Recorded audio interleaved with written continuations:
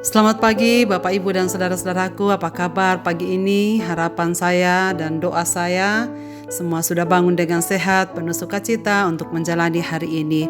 Senang sekali kita berjumpa kembali Bapak Ibu dan saudaraku. Kita masih di acara Renungan Pagi edisi 15 Februari 2023. Pagi ini bacaan kita dari 1 Raja-Raja pasal 8 ayat 1 sampai ayat yang ke-13 demikian.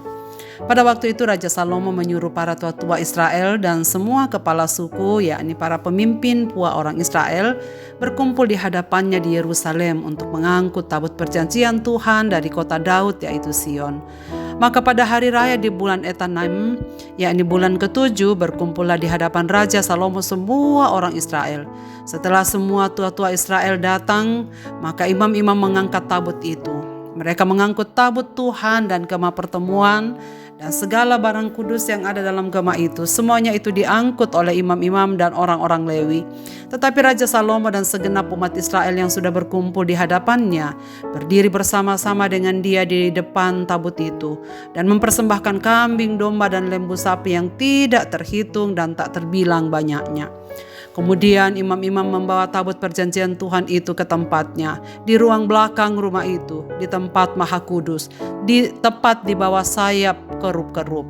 Sebab kerup-kerup itu mengembangkan kedua sayapnya di atas tempat tabut itu, sehingga kerup-kerup itu menudungi tabut serta kayu-kayu pengusungnya dari atas. Kayu-kayu pengusung itu demikian panjangnya sehingga ujungnya kelihatan dari tempat kudus yang di depan ruang belakang itu, tetapi tidak kelihatan dari luar. Dan disitulah tempatnya sampai hari ini. Dalam tabut itu tidak ada apa-apa selain dari kedua loh batu yang diletakkan Musa ke dalamnya di Gunung Horeb, yakni loh-loh batu bertuliskan perjanjian yang diadakan Tuhan dengan orang Israel pada waktu perjalanan mereka keluar dari tanah Mesir.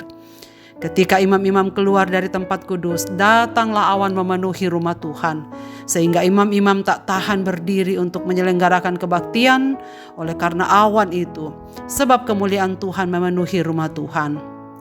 Pada waktu itu berkatalah Salomo, Tuhan telah menetapkan matahari di langit, tetapi ia memutuskan untuk diam dalam kekelaman.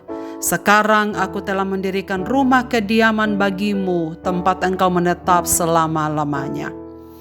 Diam dalam kekelaman. Saudara-saudaraku, jika pagi ini saya bertanya, di manakah Allah? Apakah jawabannya? Kemungkinan besar akan berkata Allah ada di surga. Betul, itu tidak salah. Pada umumnya para pemeluk agama pun mempercayai bahwa ilah atau dewa yang mereka sembah tinggal di satu tempat yang tak terhampiri. Ada perbedaan antara yang ilahi dan yang insani. Yang ilahi tinggal di tempat tinggi, biasanya disebut surga dan penuh dengan kemuliaan. Sedangkan yang insani tinggal di bawah, biasanya disebut di bumi atau dunia. Bacaan kita pagi ini saudara sekalian menjelaskan realitas yang berbeda, bahwa yang ilahi itu bukan tinggal di tempat yang tak terhampiri. Setelah Salomo selesai mendirikan bait suci, tabut perjanjian yang menjadi lambang kehadiran dan penyertaan Tuhan, serta segala perlengkapan kemah pertemuan dibawa masuk ke dalam bait suci. Dalam upacara yang sakral, para imam dan kaum Lewi melaksanakan pemindahan barang-barang suci seperti tabut perjanjian dan barang-barang peninggalan Daud. Menariknya, setelah semua selesai, turunlah kemuliaan Tuhan memenuhi bait Allah. Kemuliaan Tuhan berkenan hadir memenuhi bait suci. Kata Salomo, Tuhan telah menetapkan matahari di langit, tetapi ia memutuskan untuk diam dalam kekelaman. Para imam dan Salomo menyaksikan kehadiran Tuhan yang tak kelihatan itu. Tuhan yang tak terlihat hadir dalam awan kemuliaan yang terlihat oleh mata manusia. Tuhan hadir dalam kekelaman manusia.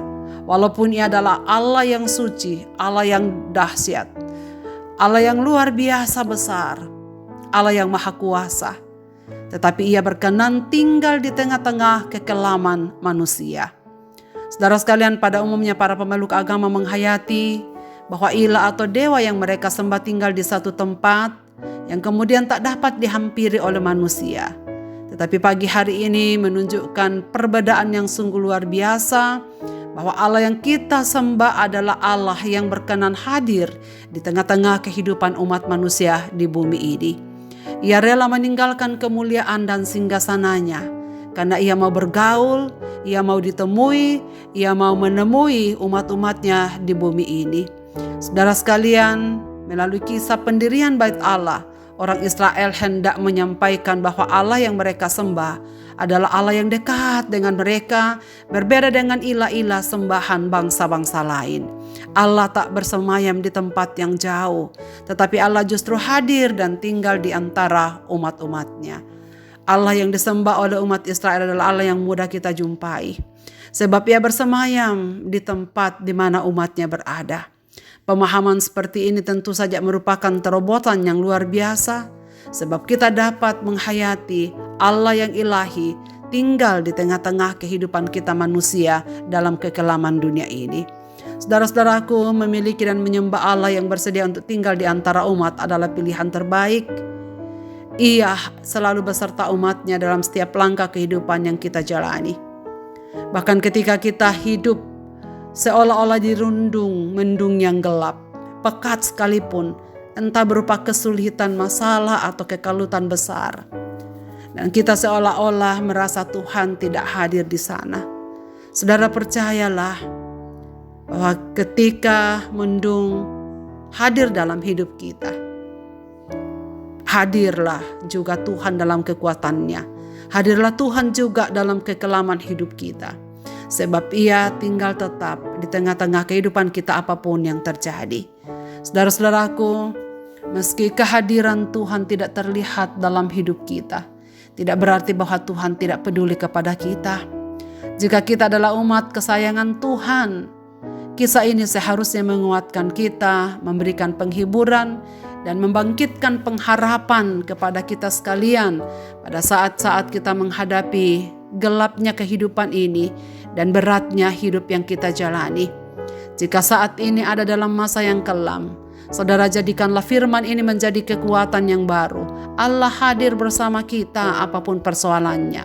Yang penting adalah apa dan bagaimana respon kita terhadap Tuhan yang kehadirannya tak terlihat itu. Saudara sekalian, hari ini Tuhan hadir di tengah-tengah hidup kita. Hari ini akan berjalan bersama kita. Hari ini dia mengerti segala persoalan dan pergumulan kehidupan kita. Ia hadir, dia mengiringi, dia menopang, dia menuntun kita keluar dari mendung yang sedang kita hadapi sekarang ini. Maka bersyukurlah saudara sekalian, berterima kasihlah. Karena ia yang penuh dengan kemuliaan itu berkenan hadir di tengah-tengah kekelaman umat-umatnya. Marilah kita berdoa. Bapa di sorga, terima kasih banyak. Engkau menunjukkan dirimu bahwa Engkau Allah yang maha kuasa, Allah yang maha mulia. Tetapi Engkau berkenan hadir di tengah-tengah kekelaman umat-umatmu. Terima kasih Bapa karena Engkau mengerti segala keterbatasan hidup kami di tengah-tengah dunia ini. Engkau tahu segala kelemahan kami. Dan ampuni kami ya Bapa karena kadang-kadang kami lupa bahwa Engkau tinggal jauh. Engkau tidak tinggal serta kami. Engkau tidak menopang hidup kami. Engkau meninggalkan kami. Tuhan, ampuni kami. Pagi hari ini biarlah firman-Mu ini meneguhkan kami lagi. Sebagai umat kesayangan Tuhan. Di dalam Yesus Kristus sesungguhnya Dia adalah Allah Immanuel. Yang tinggal senantiasa dalam kehidupan kami. Yang menyertai kami.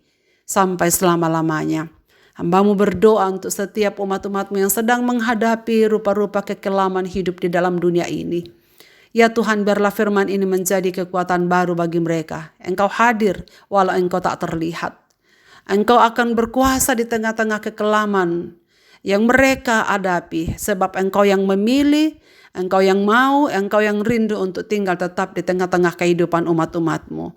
Maka biarlah seluruh pendengar renungan pagi ini dalam keadaan mereka bersandar sepenuhnya kepadamu Tuhan, menengadah kepadamu dengan hati tulus, menantikan pertolongan-Mu yang Engkau akan nyatakan tepat pada waktunya. Kami serahkan hidup kami sepanjang hari ini ya Bapa dalam tangan-Mu, sertai kami dalam aktivitas kami masing-masing. Dalam nama Yesus Kristus Tuhan dan Juru Selamat kami berdoa. Amin. Selamat beraktivitas Bapak Ibu dan saudara-saudaraku. Tuhan Yesus memberkati kita sekalian.